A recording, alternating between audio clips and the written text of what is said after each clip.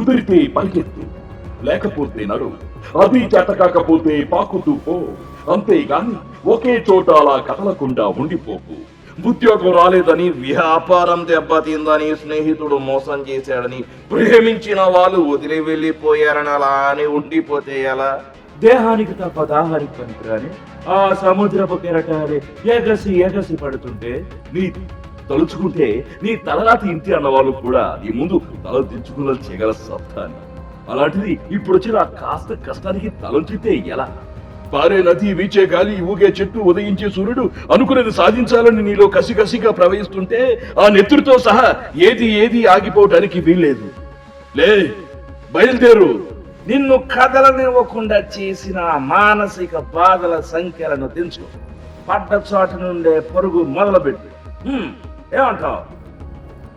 నువ్వు పడుకునే పరపూరిను చెదరుచుకునే బద్ధకాన్ని వదిలే. నీ అర్థం నిన్ను ప్రశ్నించక ముందే సమాధానం వెతుక్కు. నీ నీడ నిన్ను వదిలేయక ముందే వెరవరాక వచ్చాయి. మళ్ళా చెప్తున్నాను, అరెస్ట్ కన్నెళ్ళ చెమట చొక్క చెందిస్తే చరిత్ర రాగం తెలుసుకో. చదివితే ఇవి పదాలు మాత్రమే, ఆచరిస్తే అర్జునుడి గాండివం నుండి దూసుకువచ్చే అస్త్రాలు. ఆ?